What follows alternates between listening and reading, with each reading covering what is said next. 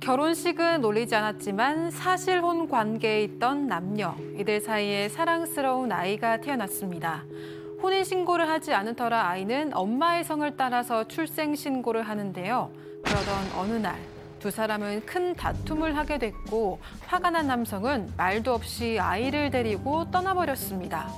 여성은 어떻게든 아이를 다시 데려오려고 남성을 경찰에 신고했는데요. 그런데 경찰의 반응은 미온적이었습니다. 여성은 아이를 찾을 수 있을까요? 자, 이거 약간 별별 상담소 느낌 나는 상황인데요. 어제도 저희가 사실혼 이 얘기를 했었는데, 자, 일단 김 기자, 이 사건 내용에 들어가기 앞서서 이 남녀, 그러니까 식은 올리지는 않았지만 사실상 부부처럼 다름없이 살았다는 거잖아요. 네, 남자친구와 함께 살던 여성이 아이를 낳았는데요. 혼인신고를 하지 않았기 때문에 여성의 성을 따라 출생신고를 했다고 합니다. 자, 교수님, 그럼 둘 사이에 뭔 일이 있었던 거예요? 둘이가 이제 이 사실혼 관계를 유지를 하면서 아이를 키우다가 어느 날 이제 크게 싸우게 됩니다. 예. 근데 이 남성이 갑자기 아무 말도 없이 아이를 데리고 나가면서 이거는 지금 황당한 상황이 벌어진 거죠. 이 갈등이 상당히 커졌고, 그러니까 이제 여성의 입장에서는, 엄마의 입장에서는 아이를 보지 못하는 그 기간이 점점 길어지니까 이건 안 되겠다, 뭔가 좀 이렇게 법에 호소를 해야 되겠다라고 해가지고 주변의 조언에 따라서 이 남성을 신고하게 됩니다. 양 변호사님, 그럼 엄마 뭘로 신고한 거예요? 일단은 약취유인죄로 신고를 했습니다. 그냥 법명이 그렇긴 한데 그냥 유괴라고 생각을 하시면 돼요. 그러니까 설령 부모라고 할지라도 한쪽에서 이 아이를 다른 부모의 허락 없이 데려갈 거에는 저게 성립할 가능성은 있는데 가능성은 있지만 사실은 그렇게 쉽게 되지는 않거든요. 왜냐하면 어쨌든 아이 아버지잖아요. 그래서 방법이 막 이상하지 않는 한, 그래서 경찰도 좀 반응이 미온적이라고 고민이라고 좀 상담을 해오신 겁니다. 그렇군요. 자, 그럼 여기서 두 번째 사건 체크 포인트 짚어보죠. 아빠가 유괴범. 네. 자, 몰래 아이를 데려갔으니까 아이 아빠를 유괴범으로 부르고 싶은 이 엄마의 심정은 이해가 가지만 경찰을 포함해서 아까 사파도 나왔지만 그냥 연락해서 데리고 찾아가세요, 이러고 싶은 생각일 거 아니에요? 애매하죠. 예. 애매하죠. 지금 엄마 아빠가 둘 다 법정 대리인이고요. 친권자라고 볼 수밖에 없는 상황입니다. 그렇다면 아빠가 데려갈 수도 있고, 다만 만약에 이혼을 했거나 같이 안 산다면 양육권을 누가 행사하느냐. 또 양육권을 행사하지 않는 일방은 면접교섭권이라는 걸 행사를 하거든요. 이 상황하고는 딱 떨어지는 거 아니지만. 그렇기 때문에 아빠가 아니면 엄마가 키우지 않는다 하더라도 데리고 가는 것을 어떻게 조치를 취할 수가 없습니다. 그것을 막기 위해서 지금 좀 전에 얘기했던 미성년자 약취유인죄, 형법에 있는 그 규정을 이용해서 아빠가 아니면 엄마가 유괴했다고 신고를 하는데, 경찰 입장에서는 그거 신고 들어와도 아빠나 엄마나 다 친권자이기 때문에 이걸 갖고 제대로 조사하거나 더 나아가는 경우는 별로 없고요. 그러다 보니까 이게 그냥 좀 돌려보내는 경우가 많은 것 같습니다. 아니, 근데 얘기는 하고 내려가야죠, 교수님. 글쎄요, 지금 이제 아이 아빠가 이게 너무했냐 안 했냐 하는 것을 떠나서 방향성을 좀 제가 개인적으로 봤을 때는 좀 잘못 잡은 것 같아요. 두 사람이 싸우는 거하고 아기를 데리고 나가는 거하고는 이게 전혀 관련성이 없는 문제거든요. 그래서 오히려 이 두 사람 간에 있어서의 문제를 해결하는 것이 아니라 문제를 더 키운 것이 아닌가, 이렇게 생각이 들고요.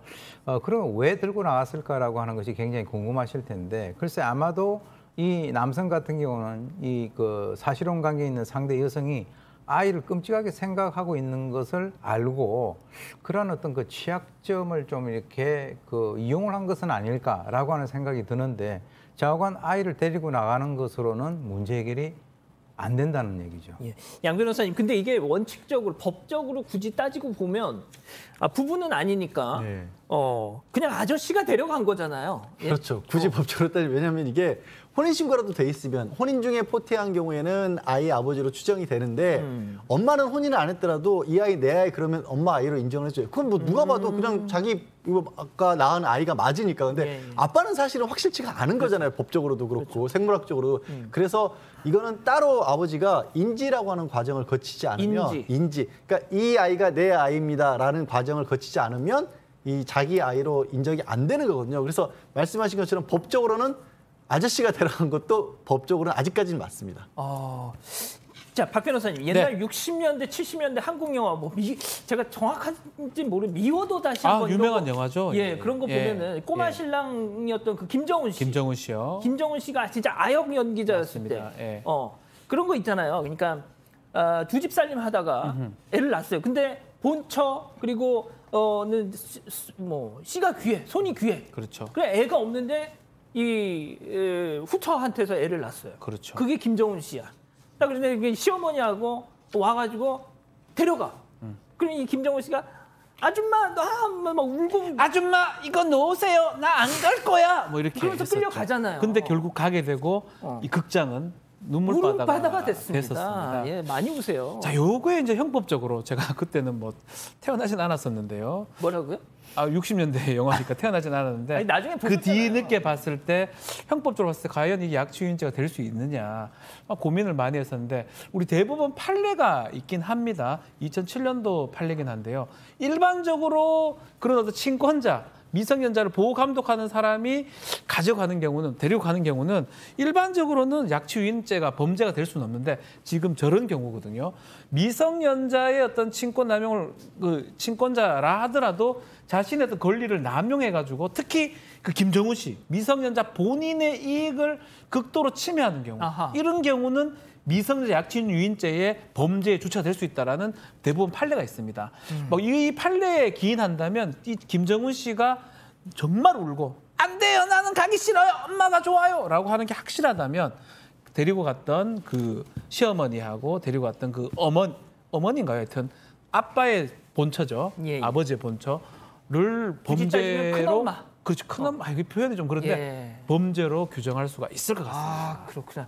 역시 교수님, 우리 박지훈 변호사님이 연기 활동도 하시는 거 아시죠? 알고 있습니다. 예.